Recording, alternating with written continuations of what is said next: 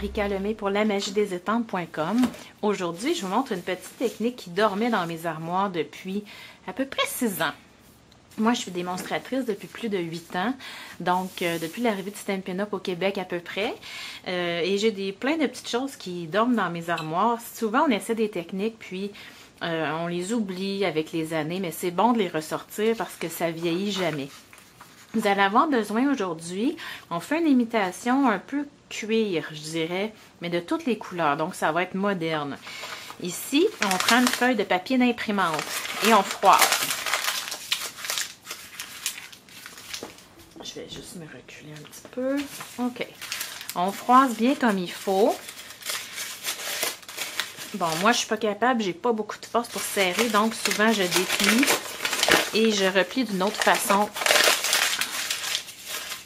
Mais celles qui ont vraiment pas de douleur dans les mains et les poignets, là, vous êtes capable de faire ça en une fois.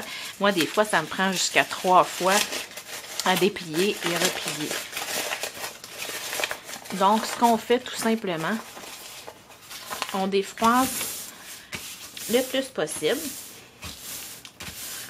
Et on va venir utiliser ici, je le fais en foncé pour les besoins de démonstration de la vidéo, mais je vous recommande d'utiliser peut-être plus des couleurs plus vibrantes. Donc ici, j'ai pépites de chocolat.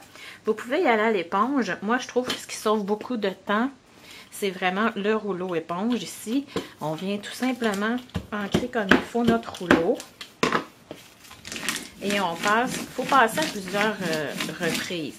Voyez-vous ce que ça donne, là? On voit le papier froissé qui ressort finalement.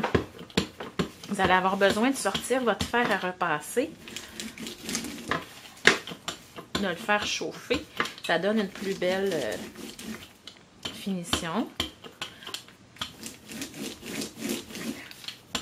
Et là, c'est ça, je voulais le faire enfoncer pour que vous voyez mieux. Mais j'ai essayé avec des couleurs, le rouge, je vais vous le montrer, vert olive, tarte au potiron. C'est très joli. En fait, vous pourriez tout le faire au rouleau. Mais si des fois, il y a des endroits, des petits espaces qui sont plus pâles et que vous voulez, dans le fond, changer ça un peu, vous pouvez y aller à l'éponge.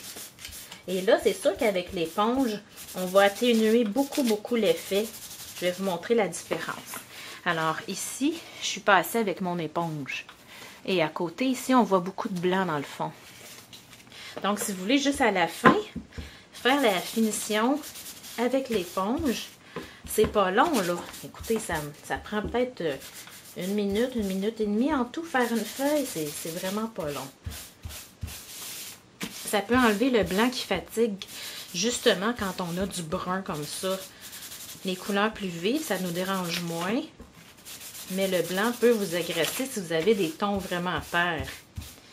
OK, ça nous donne une bonne idée. Ce que j'avais fait dans mes autres modèles, mais que ça paraît peut-être pas nécessairement parce que j'ai beaucoup ancré en pépites de chocolat. J'ai sorti ici le jeu Delicate Doilies. Et avant d'ancrer tout ça et de froisser mon papier, la première étape, dans le fond, avant de froisser, j'aurais étampé. Mais là, comme je vous dis, j'ai ancré beaucoup, ça paraît plus. Mais je vais vous montrer ce que j'avais fait. Là, l'autre étape, ça serait de retourner et de venir chercher mon fer à repasser. C'est pas long, là. Si vous êtes comme moi, mon fer, il me sert plus dans mon atelier que pour repasser des vêtements. Je déteste ça, repasser. Mais le papier, j'adore. Donc, c'est déjà fini. Vous allez pouvoir avoir une feuille qui ressemble davantage à une feuille de papier. Ça ressemble un peu à la texture du papier de riz. C'est vraiment le fun. Alors, je vous montre ensuite ce que j'ai fait avec ça. Je vous reviens, ça ne sera pas très long. Ce que je fais ensuite, c'est que je sors ma planche Simply Scored avec ma grille à diagonale pour faire des enveloppes. Donc, si je prends le petit document ici que vous allez avoir, que j'ai confectionné pour vous, dans le fond, vous avez, je pense, 22 grandeurs d'enveloppes. Je veux faire une enveloppe pour une carte 3 par 3, donc je vais chercher carte carrée 3 par 3. Donc, ça va me donner une enveloppe à peu près 3 et un 8 de côté. J'ai besoin du papier 5 par 5 et je fais un pli à 2,25 des deux côtés, des 4 côtés en fait, mais on le fait en 2 fois. Donc, 5 par 5, c'est coupé. Et là, je vais venir à 2,25. Ce qu'il faut que vous sachiez, c'est que là, on travaille avec un papier dont les fibres ont été brisées en froissant. Donc, ça se travaille plus difficilement. Là, je tourne d'un quart de tour et je viens encore à 2,25. Là, je retiens un peu partout mon papier parce que c'est sûr qu'il y a moins de quart.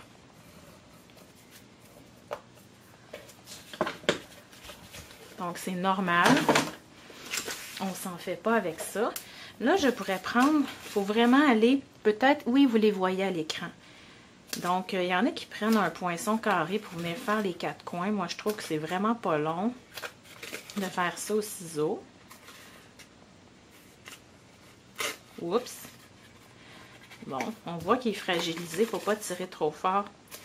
Alors, ce que j'ai fait un ensemble de cartes 3 par 3.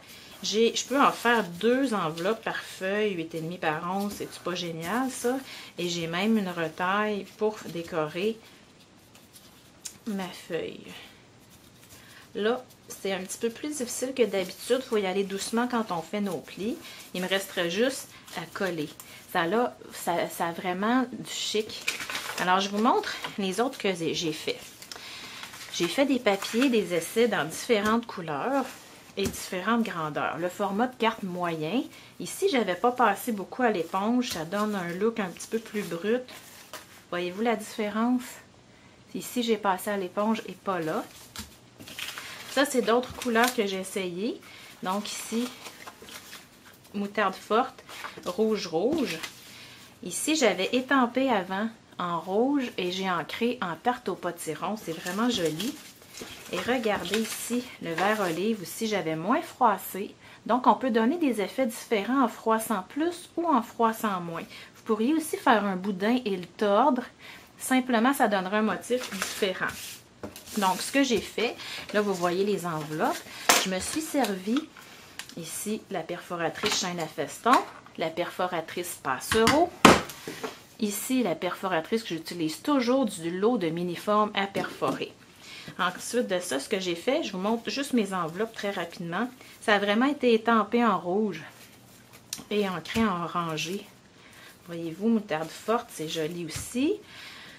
Une autre carte, enveloppe, pardon, format moyen.